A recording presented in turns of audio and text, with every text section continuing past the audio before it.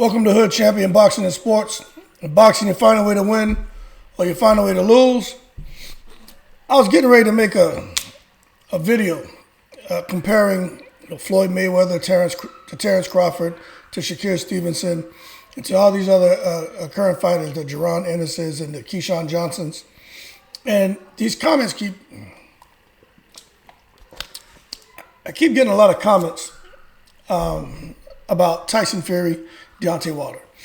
And, you know, I don't watch other boxing channels. I don't have an issue. It's not that I just don't have time, man.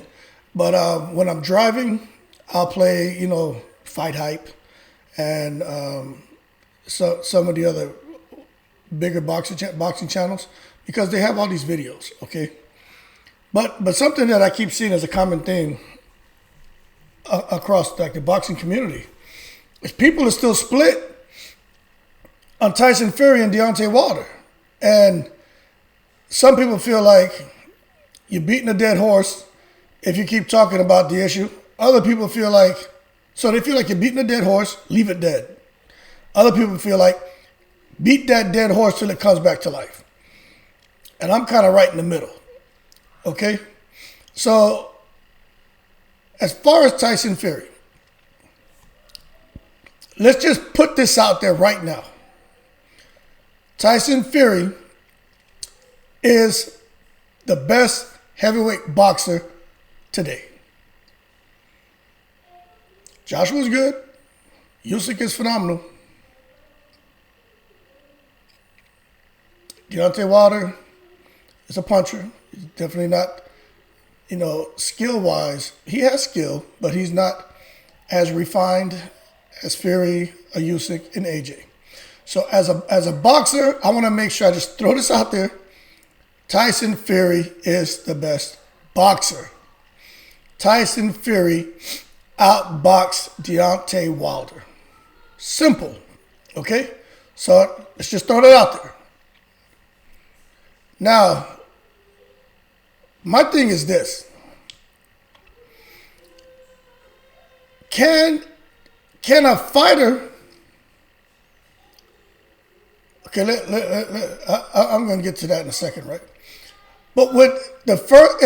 Okay, let me just start all over. I got to do this in the right order so everything kind of links together. Transitions properly. So the thing is this. Tyson Fury has been linked with this guy Kinahan from the Irish mob. Okay?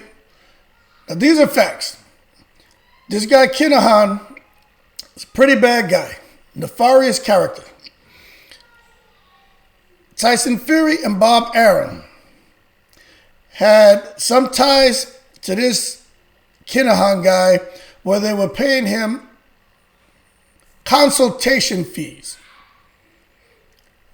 for him to consult with them on boxing. Consultation fees, okay? And I think it was Hellenius Wallen fights. It was $1 million each. They paid to this Kinahan guy. And for the first, so that's $2 million, right? Each, $1 million each fighter. And for Deontay Wilder, they were paying Kinahan $1 million per fight for the first 2 fights, total of $2 million. Paying Kinahan consultation fees, boxing consultation fees. Now, this is where, if you've been following me from like a while ago, before I disappeared from the scene for like a year, even back then I was saying something doesn't seem right about this whole Tyson Fury, Deontay Wilder conspiracy. But at the end of the day, I'm a guy. I deal with the black and white, the explicitness. I don't see gray. Science, mathematics, explicitness. That's what I deal with. I don't deal with the tacit stuff. So when and that has helped me a great deal throughout my career, throughout my life. But there are some times where it hurts me because I just try to make things as simple as possible. Because when you get into gray, then you get a lot of unnecessary thrash, extremely ambiguous, and then you start bumping heads a lot with people. You can argue all day when you live in the gray space. All day you're arguing. All day you're disagreeing. All day you're stressed out and miserable. I like to remove myself from that, see a black and white, and I'm either going to one side or the other. But when this Kinahan guy, when this name surfaced about Tyson Fury, Bob Arum being attached to him and paying him consultation fees for each of Fury's fights, especially the first and second Wilder fight, a mob boss who's a horrible character, it made me say, hold on a second. What in the hell is going on? So first of all, this is my first question, right? Why in the world would Bob Arum and Tyson Fury feel the need to pay this man $1 million for consultation? A mob boss? Bob Arum, background is law. The man was a lawyer. Bob Arum been a promoter longer than I've been alive, man. So what in the world is he consulting with this man on about boxing? Can't be anything legit. Now, I don't know that.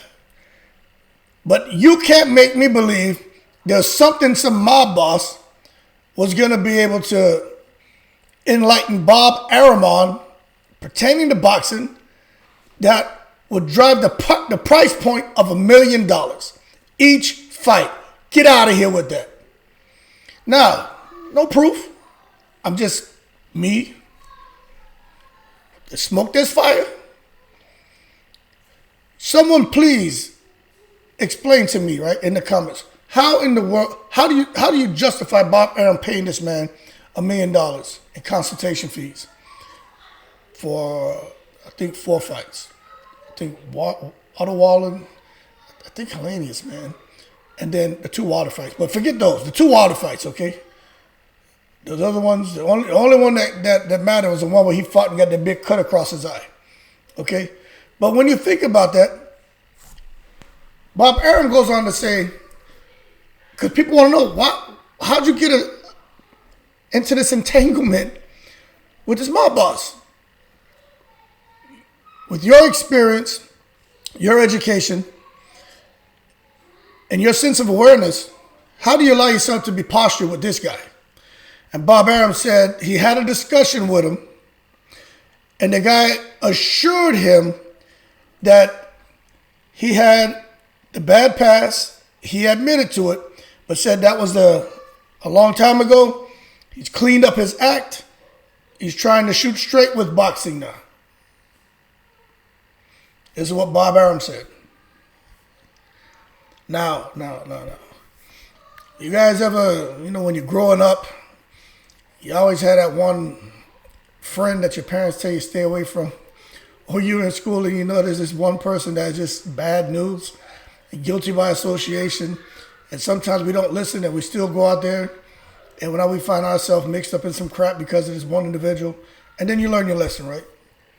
That happens to you as teenagers, sometimes peer pressure. Then in your 20s, peer pressure. Sometimes in your 30s, peer pressure. Things happen. You're hard to walk away, say no, show those leadership traits that you like to see in adults, right? That happens. But you can't tell me a damn 70, 80-year-old man is still getting caught up in situations like this. Extremely educated, years and years of experience, extremely wealthy, extremely intelligent people around him, yet he still chooses to go and get in this entanglement with a mob boss. Yo, man, y'all gotta stop. Something stinks. So now that being said, we've established that. Really can't make sense of it. Bob Arum talking out of his ass. So Tyson Fury and Bob Arum hooked up with this guy, giving him $1 million, right? First Wilder fight. You may say, okay, they gave him $1 million, so what? It's a mob boss now, they're giving him millions of dollars. Who could that mob boss influence? Could he influence the organizations? Could he influence people, the manufacturers making gloves? Could he influence judges? Could he influence referees? The promoters can. If the promoters can, Why can't this mob boss? Because he's probably not going to come through there very charismatic and polite. There's a little bit of an intimidation factor associated with these guys involved in organized crime. And he's obviously was well known throughout the sporting world because his hands was kind of touching on a little bit of everything. So now you have to ask the question, could he have influenced that first fight in any way? I think so. You say, how? Tyson Fury's outboxing. No doubt about it. He ain't going to pay Wilder off for Wilder to throw a fight. Not at all. But that long count at the end of the first fight, where, Fury got knocked down, got up. Jack Reese had him walk, goddamn man, east, west, north, south, do a damn 180, hop on one foot, touch your nose, all that crap he had him doing in there. If you do the hokey pokey turnaround, he had him hokey pokeying in the ring. Anyway, fight goes to a draw. Dodged the bullet. Good job. We paid off the referee. That's how some people see it. Me personally, I don't know.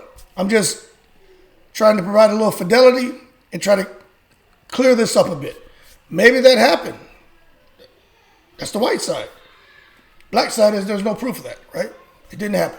But that's the argument. Now, a person says, well, it doesn't matter. Deontay Wilder got outboxed. True. But going into the second fight now, Wilder felt like there was something fishy because the referee gave him a long count. Now, we all know, for me to count, to get on my stopwatch, hit start, and for it to go 10 seconds, is not the same as a 10-second count in boxing. It's not the same. So I get it. It was more than 10 seconds as far as a stopwatch. It was just about 10 seconds as far as a stopwatch. But as far as a referee count, it was longer. No argument there. But you can't, in boxing, you just don't get a damn stopwatch out. Okay? Maybe that's something they could change down the road. Neither here nor there, it doesn't matter. But Wilder felt like there was something fishy. Going into the second fight now. This is where things really hit the fan. The mob boss, remember now, the mob boss is involved. No one knows this. You got this mob boss out here getting paid millions by Bob Arum and Tyson Fury. Now you have sparring with Tyson Fury realizing that first fight, man, this man knocked the crap out of me. First time he didn't really catch me that clean, but it hurt so much that I felt necessary to take a knee. Second time he caught me clean, and I was out. Going into the second fight, we can't let this happen.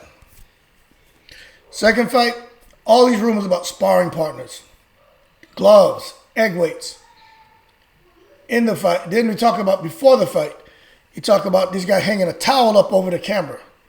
This Tyson Fury put the towel up over the camera so no one could see what he was doing in his dressing room. Could be some gamesmanship, maybe not. You talk about in Deontay Wilder's corner, Mark Breland being paid off. Someone got to him. You talk, and this is the thing about Mark Breland, right? A lot of people say, no way in the world Mark Breland would do anything to Deontay Wilder. He loved him. He cried after he heard those accusations. Listen to me. Deontay Wilder barely even talked to that man. Okay? He barely talked to him. He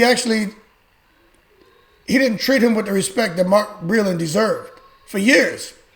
So now that you understand that, why wouldn't Mark Breland take a little bit of Wilder's prize money before the fight and set him up?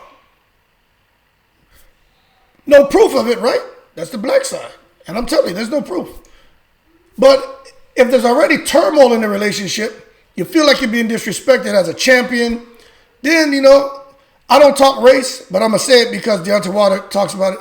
He's black man from Alabama. It's another black man from Alabama.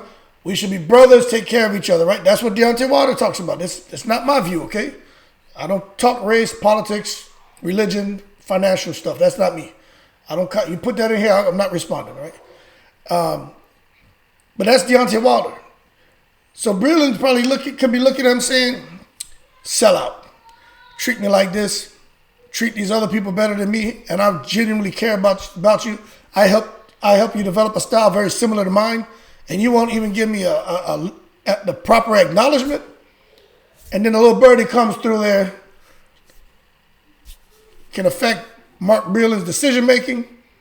He decides to get corrupt, try to sabotage Deontay Wilder. Why isn't that possible? Isn't it possible? Now, no proof of that. But that's the other side to the argument. Okay? So now you have Deontay Wilder about to get in the ring. Judges supposedly being influenced. Let me tell you, man. I don't care what no one's saying. Whether we're talking about Deontay Wilder and Tyson Fury or not, judges are corrupt as hell. So, whatever. There's no integrity and honesty, and I'd say probably 40% of them. The other 60%, let's hope there's some integrity. But when somebody waves some big money in front of you to make sure the right man wins, so that their pockets align with millions, $100,000 is nothing to the person behind the scenes trying to influence an outcome in their favor. So now Deontay Wilder gets in the ring. If you got the commission paid off, if you have inspectors paid off, this is all stuff takes place behind the scenes. Manufacturers who make gloves, or even if not, how you telling me that there's no way that certain things can't happen? So when Wilder comes into that fight, the next thing, gloves that they were actually picking that second fight, Tyson Fury got a pair of gloves that Wilder and his team, I guess they didn't really realize. They felt there was pattern taken out of it. If you look at those gloves, the way those gloves are flopping around, right? You know, I have never been a professional boxer. I've done a lot of fighting, a lot of sparring, okay? So I'm familiar with gloves. But I would never sit here and act like I'm some professional boxer or a boxing glove expert. I'm not even a boxing historian. I just love boxing. But I know for a fact I've used gloves that were, 10, 12 years old, shit just thrown in the corner. And you see that the integrity breaks down. It does. They'll flop around a little bit. But what Tyson Fury, how his gloves were looking in the ring, man, that didn't look right. I always said that looks a little funky to me. But there's no proof. But the eyes don't lie. But there's no proof. So I sided on the black side. But now with this Kinahan in play, it's like, how can we not entertain or table the discussion that maybe gloves were manipulated? You look at what that sparring partner put out there, right? The gloves he had to use, the ones Fury used. Kind of similar to the situation Wilder found himself in that second fight. Egg weight being in the glove. I mean, even if you're in a heavy bag with an egg weight, I just don't see how you're going to punch somebody with an egg weight in your glove. Unless the backhand. But, I mean, that one's hard for me to believe. Out of everything that's been said, that's the most difficult thing for me to believe. Now, if he has it inside here and he closes his glove like that, because sometimes when you have something in here where you get it seals that dead space, and you get a greater impact. Because as kids, we were taught, man, you grab stones and put them in your hand, you hit harder. So we used to get into little scuffles, man. Especially if we knew we were about to go out there and something was going to happen. I always, some of us would put little stones in our hands, and and it seemed like it made a difference. So maybe that's what happened. But to have it just in the part where they had the horsehair or the fabric inside the glove, and you punching somebody with that, I don't know. But anything's possible, right? That's the black side is there's no proof. The white side is anything's possible. So my thing is with this mob guy, anything is possible. We got to say that there's a chance. How Fury was allowed to fight dirty in that second fight. Referee could have been influenced. Tyson Fury fought very foul in that fight. But the thing is this, in boxing, if the referee will let me bite you, I'm going to bite you. If he'll let me kick you, I'm going to kick you. If he'll let me bring a piece of metal, a metal object, a piece of iron in the ring and hit you with it, I'm going to do it. That was the referee's fault. But why did the referee let all that happen? True indeed, Deontay Wilder was putting his head down a lot, but the referee let a lot of foul play go on. Okay? So we got to call it what it is. With this mob boss being involved, Maybe they got to the ref. So anyway, Deontay Wilder loses that fight. And it was pretty bad. It was horrible, actually. But then at the end of the fight, you could tell he's trying to figure out how that happened. The man started talking about his suit. There was things going on before the fight. We all know Deontay Wilder likes to get laid before fights. He'll be in the dressing room and sneak off there with the wife and go on out there, man, and do whatever, and then go and fight. So he said this. I'm not making this up. This is Deontay Wilder has said this. And those are just things that, boxers say can make you weak. Sometimes sex make you tired, man. And then you're going to go in there and fight one of these beasts. Like even Brazil, Wilder almost got knocked out in that first round. He was hurt. But you come in to fight a guy like Tyson Fury. Now, I don't know if he had sex before the fight, but he has done it. And he said he's done it. So why? Maybe he did it that fight. So there were a lot of things you could tell Wilder is like a Rolodex. And his mind's just going. And different things are just popping out. Because he's trying to process, how the hell did this man do this to me? In the first fight, he didn't do this to me. But I'm going to say in that first fight, Tyson Fury could have probably got him out of there, because when he did press him, he was catching him with some clean shots. But Tyson Fury was under a different trainer that was more box, worried about the power. He came in there with another trainer that was more like, you could have got him out there in the first fight. It's going to be the Kronk style. Press him, punch him, get him out of there. He can't fight going backwards. And that's what he exposed. But now Wilder's trying to process it. He's hearing about the gloves, hearing about conspiracy, hearing about the commission. People are against him. People didn't want him to be the champion. Tyson Fury is the great white hope. WBC is out to get him. All kind of stuff, right? And I don't agree with all that. I'm just telling you the things that were being said. These aren't my words, okay? So now he goes, a bunch of disconnects on trying to get back in the ring for the third fight. Got the contract. Tyson Fury, whatever you can say, he doesn't want to get back into a third fight, Someone catches COVID. I think Wilder caught COVID. But anyway, a lot happened. Contract expired. But Deontay Wilder felt it was Tyson Fury's fault why they never got the third fight off the ground. Anyway, during that time, Tyson Fury is trying to sort things out with AJ. They have all these agreements and stuff like that, but nothing was really cemented. It's just all BS talk. All the stuff in Saudi Arabia wasn't firmed up. Eddie Hearn was just trying to work it, but they had so much going on with COVID, no international flights. The venue and stuff, it was kind of agreed to, but nothing on paper. Bob Arum and stuff, they can't get anything definitive out of Eddie Hearn. So it was a lot of talk, got people excited. They agreed on a purse split, but whether they'll be able to provide that kind of money, it was so many things still in the work. But Wilder didn't let up. He wins his case, the arbitration case. Now Wilder has to fight a third time. Now Wilder's got a new trainer, got rid of his team, and he has in his mind that this man cheated. But remember, while all this is taking place, nobody knows anything about Kinahan except Fury and Arum. So even with the fact that they didn't get the third fight within the time frame specified in that contract, who to say Kinahan wasn't behind that? Who to say the mob wasn't behind that, influencing the right people to make sure this thing drug out, come out with the right excuses? Tyson Fury and the whole beef thing, eating wild boar meat. Who to say that the mob wasn't involved in that? So it just, now the what ifs come up. Nevertheless, they go into the third fight. It looks a lot more competitive, but there was still an issue with the gloves. Tyson Fury was still trying to use those same gloves that he used, or the same type gloves that he used in that second fight. But Deontay Wilder can't stop that, because they said, look at these gloves. And the gloves did look like, they did look super soft. They did look worn down. And when they were touching, the commission was even saying stuff like, are you trying to break the gloves down? Which is, I wouldn't have expected to hear somebody say that. And then you look at the other gloves that they wanted Wilder and them to use, it looked more firm.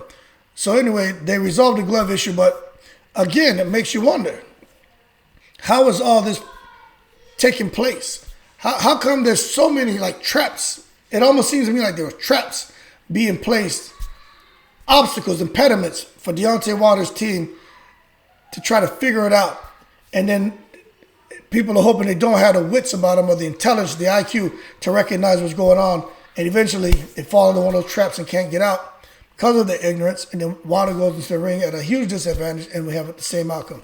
Now, going into the fight, he did lose. Tyson Fury is the better boxer. And I'll tell you, Deontay Wilder has nothing to do with Tyson Fury. Anyone he fights, if they're about his height, close to his height, reach, pretty close to his same reach, Wilder is going to, and they're a good boxer, he's going to struggle because that's where you see he has a tough time. But Deontay Wilder, man, when he can keep someone, at a distance, create that space, let those shots go, he does exceptionally well. And I think that was the biggest challenge with him facing Fury was just facing someone equal size or greater, and it was just hard to get out of his reach. And even you walk when Deontay Wilder would try to pull back, Fury was still touching him because his damn 85-inch reach. So when you look at that third fight, Deontay Wilder definitely lost. There shouldn't have been any questions because that third fight, there was no money paid to Kinahan, just the first and second. But you can say, okay, there was no money paid to him, so what's the excuse for that fight? Psychologically, man, what this man went through. After that first fight, just hearing the allegations about cheating. Tyson Fury never sued anybody. Then going into the second fight and getting damaged like that. Psychologically, the effects that has on you. Your punch resistance and just mentally.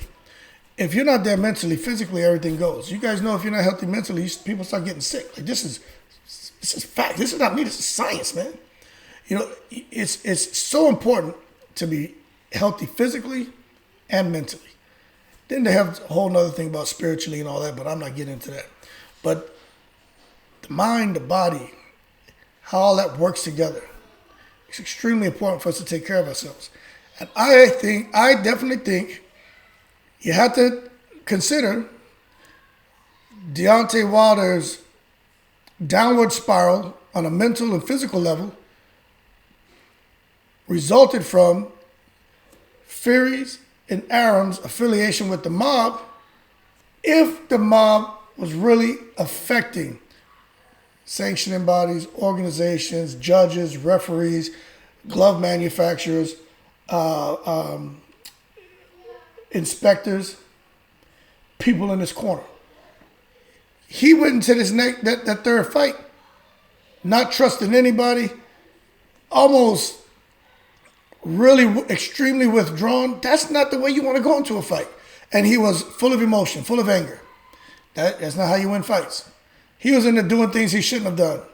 Lifting weights. All that heavy weight. Man, boxers know you don't do that. Extremely lightweight for reps. Still working your stretch flexibility. When you lift a lot of weights, people, I used to lift a lot of weights too. I did a lot of boxing too, but I noticed the difference. When you lift a lot of weights, you get tight. So a guy who doesn't box, he can get the full extension on his arm.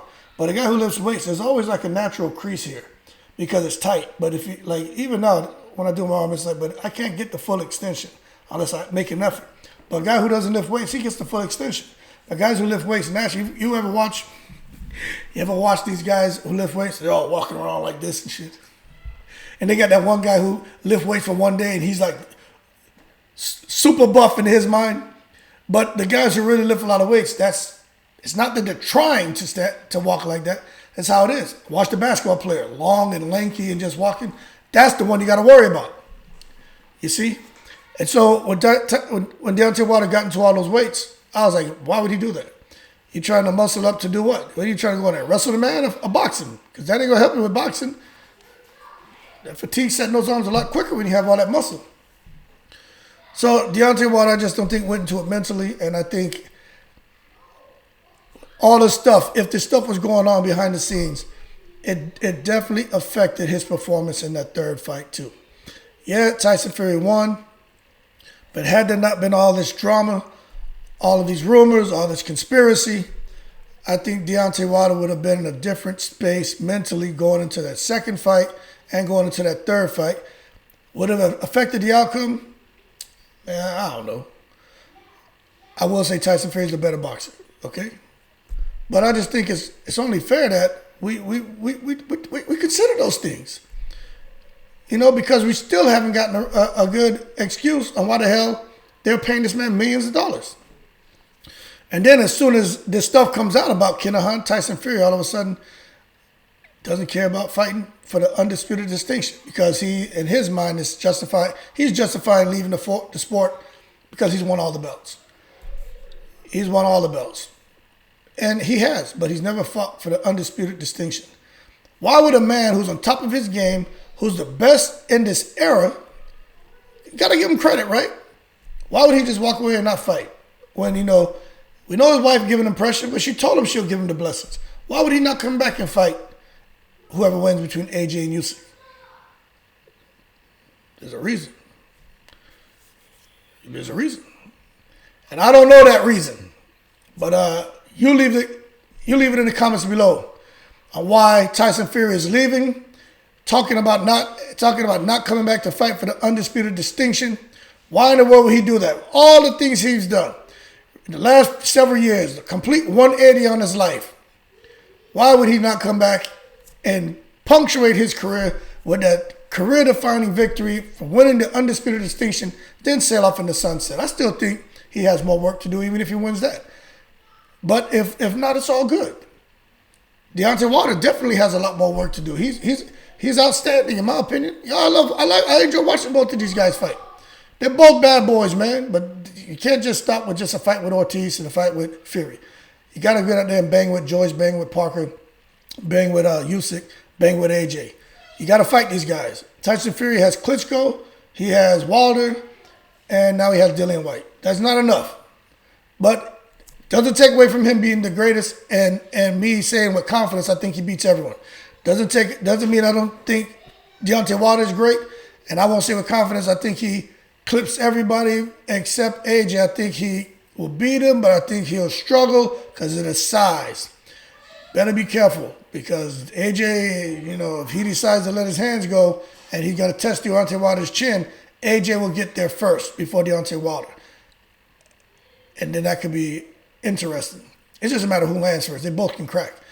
But you got to give Deontay Wilder the edge because there's just his heart, his heart, his mind, and the man's got talent. Y'all can say what you want about he don't have any skill. Yeah, skill, man. Stop being so damn negative.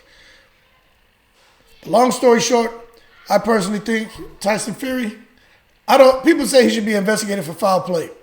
I think that, at some point, if they ever track down this Kinahan guy, even though I put in another video, I think they're going to find Kinahan dead somewhere because there's too many people going to go down if they finally get him and if he decides to talk. Too many people across too many sports worlds that are going to go down. And then again, this involves the mob, and they're going to let their money get messed up. Somebody go kill that guy. Just like I said, and I think it was a video or something about, it's like Epstein. Epstein went out there, man, all them young girls. If he would have been alive and started talking, boy, you would have seen all kind of people in key positions go up in flames. They would have been out of there. Same thing I think when it comes to sports world, to catch Kinahan and get him to talk. But I don't think they're going to catch him. They're going to find him dead. And Tyson Fury and Bob Arum will be able to breathe a sigh of relief. But that being said, let me know your two cents below. Definitely not trying to beat a dead horse. Just trying to understand there's a black and white, then there's the gray. And this guy Kinahan, he's starting to almost, take a guy like me and a lot of other people who were like, didn't want to entertain that discussion. There's no foul play. I get it. Some things look suspect. There's no proof. End of story. Right? That's how I was. I just very, very abrupt. Don't bring it to me. Didn't happen as far as I'm concerned. Even though some things don't seem right, I can't deal with that. And 25 years of what I used to do, that's how my mind is wired, man. I just can't deal with the gray area. I just can't. I let other people deal with that. But looking at people issues, you can't just make it a black and white thing. You got to deal with the gray when you're dealing with people. But I still try to make it black and white. But now with this stuff that surfaced, I just think when there's smoke, there's fire. And I hope they stop peeling the layers back. And there should be an investigation. MTK Global, everybody who was involved, who had a relationship with this guy, they need to be looked at. Tyson Fury is one. But I just would, you just never know, but just doesn't strike me as somebody who would need, even though he has this stuff with the gloves in the past. I get it, man. But I don't want to believe that, he would do that. I don't, and Deontay Wilder, I feel bad for what he had to go through. If any of this proves to be true, it's just, really for me frustrating, because it just really casts a black cloud over Tyson Fury's career and his accomplishments. Kind of like with Margarito and all the crap he did. Yeah, I don't believe any of the wins in Margarito. Early in his career, he was struggling. All of a sudden, he turned to this monster. So it makes you put it just taints a person's career, their legacy, and hopefully if they do investigate, they clear Tyson Fury and Bob Arum of any corruption and BS, and then we'll be good to go. But I guess we'll see. That being said, like and subscribe if you enjoyed the video. Shout out to all the veterans. Y'all keep cool. Don't blast me. I'm just putting the topics out there to create healthy dialogue. I don't think one way or the other. I think right now there's no proof, but I do think when there's smoke, there's fire, and somebody's gonna get burnt. Anyway, y'all keep cool. I'm in the breeze.